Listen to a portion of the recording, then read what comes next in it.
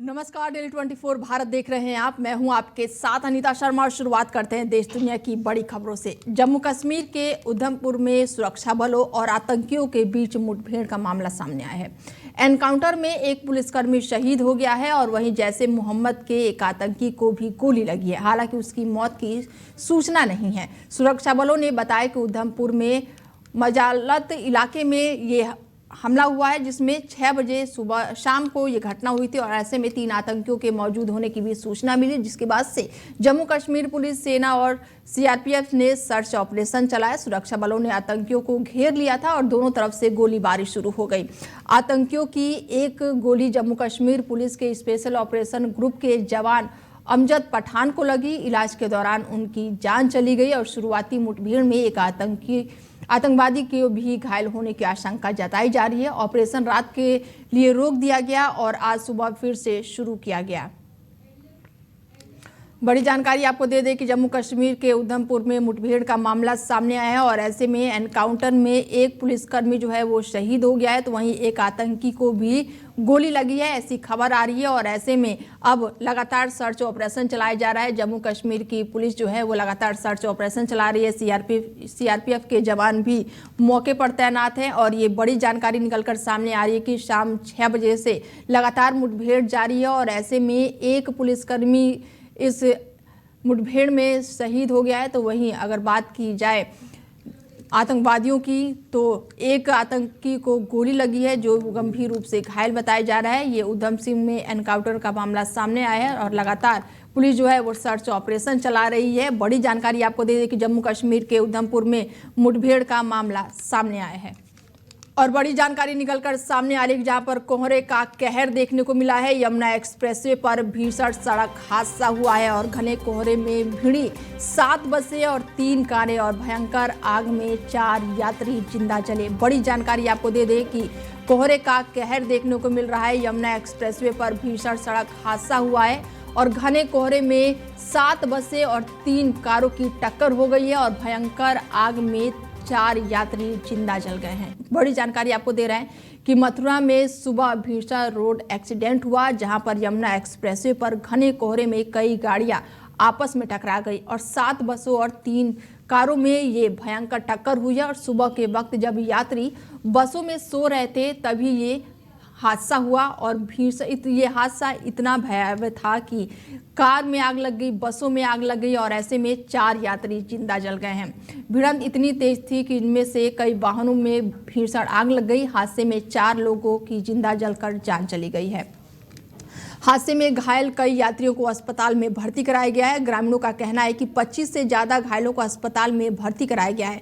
Police team जो है वो फायर ब्रिगेड और रेस्क्यू टीम मौके पर पहुंची और बचाव अभियान शुरू कर दिया। और इसके साथ ही पुलिस का कहना है कि कोहरे के वक्त रात में 7 बसें और कई कारें आपस में टकरा गई। एक्सीडेंट के दौरान 4 से ज़्यादा बसों में आग लग गई। स्थानीय लोगों का कहना है कि टक्कर इतनी तेज थी कि बसों में आग लग गई और कई यात्री इसमें झुलस गए। हादसे में रोंगटे खड़े कर देने वाले वीडियो भी अब सामने आ रहे हैं। एक घायल ने बताया कि वाहनों को टक्कर के बाद से बसों में आग लग गई। हादसे के वक्त यात्री बस में सो रहे थे और ऐसे में ये घटना सुबह 4 बजे हुई है। एसएसपी का कहना है कि घायलों में ज़्यादातर की हालत स्थिर है। बड़ी जानकारी आपको दे दें कि कोहरे का कहर देखने को मिला है और ऐसे में 4 लोग जिंदा जल गए हैं। और इस खबर पर ज़्यादा जानकारी के साथ प्रदुम दीक्षित जुड़ चुके हैं, हमारे संवाददाता, और उनसे जानते हैं कि बेहद ही भयावह घटना घटी है ये। और पहले तो अभी जान लेते हैं कि अभी की अपडेट क्या है। प्रदुम जी। अनीता जी, बिल्कुल बताना चाहेंगे। आज सुबह 4 बजे जो यमुना एक्सप्रेस के पास में थाना बलदेव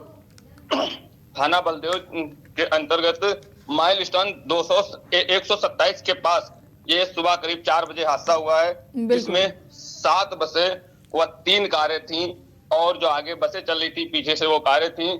लेकिन अचानक जो आगे की जो बस चला रहा था वो ड्राइवर की एकदम अचानक आंख लगने से और साथ साथ में इतना भयानक कोहरा था कि जिसको चलते वो पीछे के जितने भी वाहन थे वो एक दूसरे को नहीं देख पाए। और ऐसे ही 7 बसें व 3 कारें आपस में इतनी भयानक से लड़ी हुई हैं कि जिसमें इतनी स्पीड थी कि अचानक उसमें आग लग गई, जिसमें 4 लोग उस जो बसें थी उसमें फंसे हुए थे, जिसमें 4 लोग उसी में जिंदा जल गए और साथ साथ में ही 150 लोग घायल हुए हैं, जिनको ये वहां पे आसपास में जो स्थानीय लोग थे, वो धमाका इतना तेज था कि उन लोगों ने सुन के कि जब पास में जाकर के देखा तो तब तक वहां आग लग चुकी थी। लेकिन बिल्कुल। फिलहाल वहां के स्थानीय लोगों ने तत्काल पुलिस को सूचना दी और वहां पे एम्बुलेंस वगैरह आई। उसके साथ साथ में जो स्थानीय लोग बिल्कुल थे, प्रदुम जी, ये सुबह सुबह ये इतनी भयावह घटना घटी है, 4 लोग जिंदा जल गए हैं। अगर मैं परिजनों की बात करूं तो उनका क्या कुछ कहना है इस मामले में? अभी जो परिजन हैं उनसे भी किसी भी प्रकार का, क्योंकि ऐसा भी हो सकता है कि जो लोग जले हुए हैं वो हो सकता है सिर्फ अकेले ही बैठे हो, उनके अन्य परिवार के या उनके जो है घर के अन्य लोग ना हो साथ में, तो अभी उन परिजनों से संपर्क नहीं हो पाया है। लेकिन फिलहाल उनकी जो भी है, जो भी उनके पास से कागज वगैरह मौजूद है, मतलब वहां से जो पुलिस ने अपने कब्जे में लेकर के अब वहां फिलहाल जो है बात कर रही है। और परिजनों को अभी जो है इस प्रकार की सूचना नहीं हो पाई, क्योंकि वहां पे जो लोग घायल थे, जो जिंदा जल गए हैं, वो तो बाद में ही जांच होगी। लेकिन जो अभी लोग वहां घायल हैं 150 लोग, उनको बिल्कुल। तत्काल जो है एम्बुलेंस बुला करके स्थानीय जो नजदीकी हॉस्पिटल है उसमें उनको इलाज के लिए भेजा गया है। तो सबसे मेन चीज ये है कि अब जो कोहरा पड़ रहा है इसको लेकर के बहुत सावधानियों से जो है वाहन को चलाना चाहिए। लेकिन कहीं ना कहीं ये एक बहुत बड़ा हादसा हुआ है बिल्कुल। जिसमें तो ऐसे में प्रदुम जी, क्या ये कोहरे का कहर कह सकते हैं या फिर तेज रफ्तार की लापरवाही कह सकते हैं इसको? देखिए अनीता जी, इसमें दोनों चीजें हो सकती हैं, क्योंकि इतना भयानक जब कोहरा पड़ रहा था तो उसमें सबसे ज्यादा लापरवाही तो वो बसों की है और जो भी वाहन वहां चल रहे थे, क्योंकि भयानक कोहरे में इतनी स्पीड से चलाना ठीक नहीं होता है। बिल्कुल। क्योंकि जो वहां के जो एसएसपी द्वारा एक ये जो बाइट दी गई है, बाइट को सामने देखते हुए कि वहां पे जो बताया गया कि एक तो जो बसें थी वो स्पीड से थी, साथ ही कोहरा था, तो दोनों की वजह से ये इतना भयानक हादसा हुआ है। अनीता जी, अब पुलिस की अगर मैं बात करूं तो उनकी कार्रवाई का क्या कुछ कहना है? कार्रवाई कहां तक पहुंची है? बिल्कुल। वहीं जो अगर हम पुलिस की बात करें तो जो भी जितने भी वहां घायल हुए थे उनको हॉस्पिटल में इलाज के लिए भेज दिया गया है, जिसमें वहां पे घटना स्थल पे जिला अधिकारी व एसएसपी और साथ साथ में जो वहां बचाव के लिए एसडीआरएफ टीम मौजूद थी, जो पूरी तरीके से जितने लोग वहां फंसे हुए थे, जो घायल थे, उनको निकाल करके और एम्बुलेंस से जो है उनको हॉस्पिटल तो भेज दिया प्रदुम गया जी, है। क्या इतनी बड़ी घटना हुई है, क्या कोई यहाँ पर स्थानीय विधायक या फिर सरकार की तरफ से कोई मुआवजे को लेकर ऐलान किया गया है? देखिए अनीता जी, अगर हम बात करें तो अभी इस प्रकार का किसी भी प्रकार का, चाहे मुख्यमंत्री की बात करें या वहां पे जो नजदीकी विधायक हैं, उनको इस प्रकार का कोई बयान नहीं आया है। लेकिन वहां के जो अधिकारी थे वो अपनी पूरी जिम्मेदारी से जितने लोग घायल हुए थे उनके इलाज के लिए जो है नजदीकी हॉस्पिटल भेज दिया गया, कि जिस प्रकार से जितना जो घायल था उस प्रकार से उनको भेज दिया गया। लेकिन जो 4 लोग जिंदा जल गए हैं, सबसे एक अफसोस की यही बात है कि जो 4 लोग जिंदा जल गए हैं वो कहाँ के थे और उनके परिजनों का क्या कुछ कहना है, ये अभी सामने निकल के नहीं आ रहा है। लेकिन ये एक बहुत ही बड़ा हादसा हुआ है। अब इसको देखना यही होगा इसमें किस प्रकार से जांच होगी और जांच होने के बाद में किसकी सबसे ज्यादा इसमें गलती आएगी, वो एक देखने वाली बात होगी अनीता जी। बिल्कुल। तमाम जानकारी के लिए शुक्रिया प्रदुम जी। बता दें कि कोहरे का कहर देखने को मिला है, जहां पर आपस में 7 बसें और 4 कारें भिड़ गई हैं। हालांकि इस भयावह हादसे में 4 लोगों की जिंदा जलकर जान चली गई है। खबरों में आगे बढ़ती हैं और बड़ी जानकारी निकलकर सामने आ रही है कि प्रधानमंत्री नरेंद्र मोदी 2 दिवसीय जॉर्डन के अधिकारित दौरे पर हैं और सोमवार शाम को राजधानी अम्मान स्थित अल हुसैनिया पैलेस में जॉर्डन के शाह अब्दुल द्वितीय ने उनका गर्मजोशी से स्वागत किया और दोनों नेताओं के बीच भारत जॉर्डन द्विपक्षीय संबंधों के साथ साथ क्षेत्रीय और वैश्विक मुद्दों पर विस्तार से चर्चा हुई और बैठक में व्यापार और निवेश, रक्षा सुरक्षा, आतंकवाद रोधी और सहयोग, उर्वरक और कृषि, बुनियादी ढांचों और नवीनकरण, ऊर्जा और पर्यटन और विरासत जैसे कई क्षेत्रों में साझेदारी और मजबूत करने पर सहमति बनी। दोनों नेताओं ने आतंकवाद के खिलाफ एकजुट और सख्त रुख दोहराया है और किंग अब्दुल्ला जो है वो बिन अल हुसैन के साथ मीटिंग के दौरान पीएम मोदी ने कहा कि आपने गाजा के मुद्दों पर शुरू से ही बहुत एक्टिव और सकारात्मक भूमिका निभाई है। हम सभी उम्मीद करते हैं कि इस इलाके में शांति और स्थिरता बनी रहेगी। आतंकवाद के खिलाफ हमारा रुख एक जैसा और साफ है। हमारे नेतृत्व में जॉर्डन ने आतंकवाद, उग्रवाद और कट्टरपंथ के खिलाफ पूरी इंसानियत को एक मजबूत और रणनीतिक संदेश दिया है। योर मैजेस्टी, वैश्विक स्तर पर भी हम करीबी संपर्क में रहे हैं। गाजा पर शुरुआत से ही आपकी बहुत सक्रिय और सकारात्मक भूमिका रही है।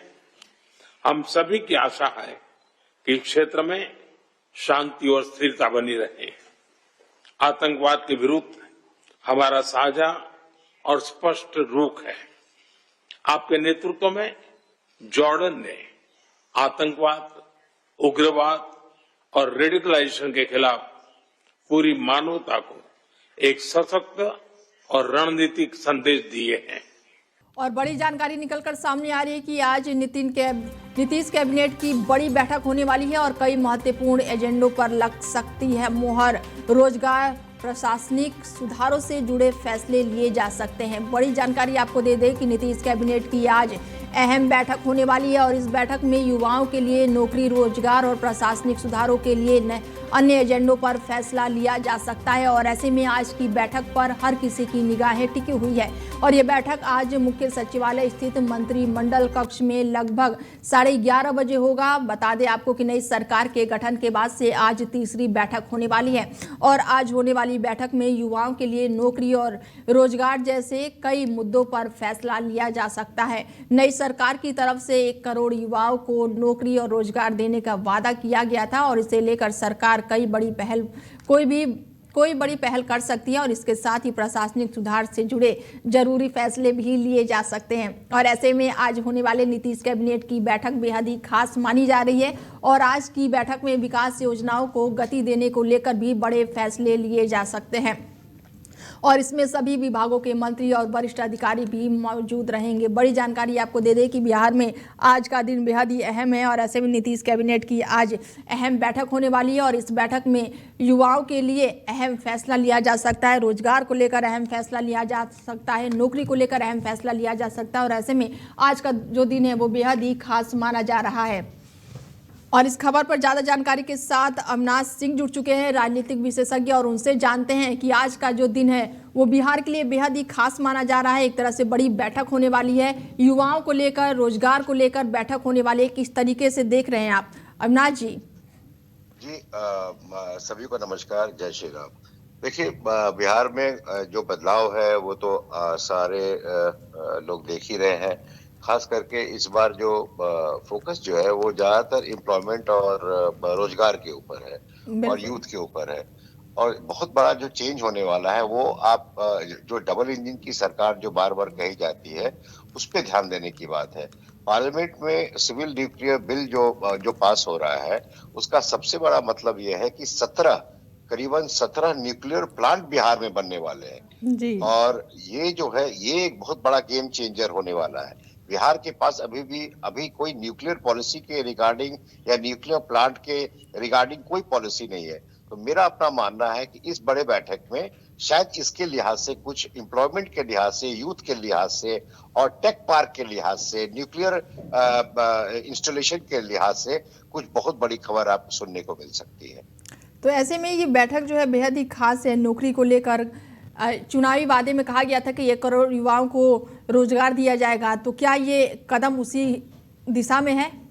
बिल्कुल, डिपार्टमेंट अलग बना दिया गया है, 2 अलग अलग डिपार्टमेंट बना दिया गया है जो सिर्फ और सिर्फ इंडस्ट्री और रोजगार के ऊपर और स्किल डेवलपमेंट के ऊपर ये काम करेगी ताकि बिहार के यूथ को बाहर न जाना पड़े और यहीं पे फैक्ट्रियां जो लगेगी, जो न्यूक्लियर फैक्ट्रियां लगेगी, जो टेक पार्क लगेगा, वहीं पे उनको नौकरी मिलने की संभावनाओं को तलाशा जा रहा है। बिल्कुल, ऐसे में बिहार में महिलाओं को भी बढ़ चढ़कर हिस्सा देखने को मिल रहा है। चुनाव में भी देखा था और उसके बाद से लगातार जो महिलाएं हैं अब काफ़ी एक्टिव हो गई हैं। तो ऐसे में क्या लग रहा है कि जो एनडीए की सरकार आई है उसके बाद से महिलाएं पूरी तरह से एक्टिव हुई हैं, महिलाओं के अकाउंट में भी पैसे जा रहे हैं, तो क्या एक तरीके से ये बड़ी अचीवमेंट मान सकते हैं कि महिलाओं की भागीदारी, बिहार जहाँ पर महिलाएं नहीं निकलती थी अब वो निकल कर काम कर रही हैं? जी बिल्कुल, आप देखिए ये बहुत ही सतत प्रक्रिया रही है, बहुत अच्छा प्रोग्रेस रहा है। यही नीतीश बाबू है जिन्होंने आज से 20 साल पहले महिलाओं को साइकिल और पोशाक दिया, उसके बाद महिलाओं को छात्रवृत्ति, इसके बाद महिलाओं को अब रोजगार करने के लिए पैसे मिल रहे हैं। प्रक्रिया है ये एक प्रोग्रेशन है जो नीतीश बाबू ने करीबन 15 या 20 साल पहले शुरू किया था, वो अब फलीभूत हो रहा है। और इसमें कोई दो राय नहीं है कि महिलाएं नीतीश बाबू की बहुत बड़ी प्रशंसक रही हैं। महिलाओं के लिए नीतीश बाबू ने सतत बहुत ही प्रयास किया है और इनके लिए एक अलग से व्यवस्था करी। चलिए, जुड़ने के लिए बहुत शुक्रिया अविनाश जी। बता दें कि बिहार आज का दिन जो है वो बेहद ही अहम होने वाला है। और इससे पहले 9 दिसंबर को भी हुई कैबिनेट बैठक में सरकार ने कई विभागों से जुड़े 19 एजेंडे को मंजूरी दी थी और उस बैठक में पहले ही कार्यरत 45 विभागों के साथ साथ 3 नए विभागों के गठन की भी स्वीकृति दे दी गई थी। बिहार के मुख्यमंत्री नीतीश कुमार एक बार फिर से विवादों में घिर गए हैं। उन्होंने एक सार्वजनिक कार्यक्रम के दौरान बुर्के और नकाब पहनी एक महिला के चेहरे से नकाब हटा दिया और इस घटना को लेकर जमीयत मुस्लिम लीग के संरक्षक जो हैं वो देवबंदी उलेमा मौलाना जो हैं वो अब इस पर कड़ी प्रतिक्रिया दे रहे हैं। उन्होंने इस पूरे मामले को शर्मनाक और निंदनीय बताया है। मौलाना का कहना है कि ये सिर्फ एक महिला का नहीं बल्कि पूरे देश की महिलाओं का सम्मान और निजात से जुड़ा गंभीर मामला है। मौलाना करी ने कहा है कि इस किसी भी महिला के पहनावे में उनकी मर्जी के बिना दखल देना पूरी तरह से गलत है। महिला क्या पहनेगी ये उसका निजी और संवैधानिक अधिकार है। नकाब हो, बुर्खा हो, साड़ी हो या कोई और पहनावा, किसी को भी ये अधिकार नहीं है कि वो जबरदस्ती किसी महिला को निजात को तोड़े। उन्होंने कहा कि ऐसी हरकत सत्ता में बैठे किसी बड़े नेता की ओर से होती तो मामला और भी गंभीर हो जाता। मौलाना गौरा ने कहा कि इस घटना को महिला विरोधी सोच का खुलासा उदाहरण माना जा रहा है। उनका कहना है कि इस तरह की घटनाएं समाज में गलत संदेश देती है और महिलाओं में असुरक्षा को भावना पैदा करती है। उन्होंने सवाल उठाया कि अगर एक मुख्यमंत्री सार्वजनिक मंच से किसी महिला की मर्यादा को ठेस पहुंचा सकता है तो आम महिलाओं की सुरक्षा और सम्मान की गारंटी कैसे दी जा सकती है। मौलाना ने कहा है कि इस्लाम महिलाओं की इज्जत और सम्मान को सबसे ऊपर रखता है और इसके साथ ही भारत का संविधान भी हर नागरिक को खास करके महिलाओं को सम्मान और आज़ादी के साथ जीने का अधिकार देता है। और ऐसे में ये घटना न सिर्फ नैतिक रूप से गलत है बल्कि संविधान के भावनाओं के भी खिलाफ है। जिसको देखकर मेरा नहीं बल्कि पूरे देश की जनता का खून खोल उठा होगा यकीनन। नीतीश कुमार एक प्रोग्राम में एक महिला के नकाब को खींचते हुए नजर आ रहे हैं। आप एक तरफ महिलाओं के सम्मान की बात करते हैं और दूसरी तरफ आप एक कार्यक्रम में महिलाओं का अपमान कर रहे हैं, क्योंकि ये एक महिला का अपमान नहीं है बल्कि पूरे देश की महिलाओं का अपमान है। इस पर नीतीश कुमार को कोई सफाई देने की आवश्यकता नहीं है बल्कि पूरे देश की जनता से माफी मांगनी होगी और खुसूसन महिलाओं से माफी मांगनी होगी। और मुझे यह भी लगता है कि इस पर प्रधानमंत्री नरेंद्र मोदी को भी एक्शन लेना चाहिए और ऐसे नेताओं को अपनी हरकतों से बाज रहना चाहिए। ये प्रधानमंत्री जी को भी नसीहत करनी। पश्चिम बंगाल में 2026 के विधानसभा चुनाव से पहले चुनाव आयोग द्वारा की जा रही एसआईआर को लेकर राज्य रणनीति जो है वो अब रणभूमि में बदल चुकी है और इसी बीच आज चुनाव आयोग राज्य की ड्राफ्ट मतदाता सूची प्रकाशित करने जा रहा है जिसमें कई लाख से ज्यादा मतदाताओं के नाम काटने की आशंका है, जबकि आयोग ने 1.7 करोड़ मतदाताओं को दोबारा जांच करने का आदेश दे दिया है। चुनाव अधिकारियों ने बताया कि अंतिम तैयारी पूरी हो चुकी है और ड्राफ्ट सूची को अंतिम बूथ लेवल अफसर ऐप पर अपलोड कर दिया गया है, जिससे अधिकारित बूथ वार मतदाता डेटा देख सकते हैं। और जैसे ही मुख्य निर्वाचन अधिकारी कार्यालय ने जिला स्तर की वेबसाइट पर सक्रिय कर दिया है ताकि मतदाता मंगलवार से ऑनलाइन अपनी जानकारी जांच सके। ड्राफ्ट सूची के प्रकाशन से गणना जो है वो चरण समाप्त हो जाएगी और अब दबे आपत्तियां और सुनवाई का चरण शुरू हो जाएगा और फरवरी 2026 तक चलेगा और इस दौरान विसंगतियों वाले मतदाताओं को सत्यापन के लिए बुलाया जाएगा और अंतिम मतदाता सूची अगले साल 14 फरवरी को प्रकाशित होने की संभावना जताई जा रही है। गोवा में मचे अग्निकांड के बाद से अब मुख्य आरोपी सौरभ लूथरा और गौरव लूथरा आज भारत लाए जाएंगे। थाईलैंड पुलिस ने 11 दिसंबर को फुकेट में दोनों भाइयों को हिरासत में लिया था।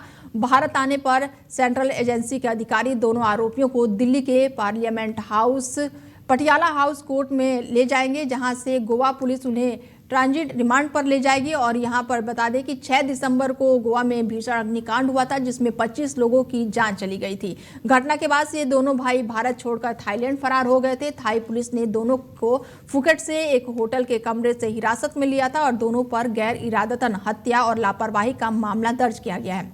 लूथरा ब्रदर्स को थाईलैंड में तब पकड़ा गया जब दोनों भाई होटल से बाहर खाना खाने निकले थे। दिल्ली एनसीआर में जहरीली धुंध की परत छाई हुई है और ग्रेड 4 की पाबंदियां लागू होने के बावजूद भी वायु प्रदूषण खतरनाक स्तर पर बना हुआ है।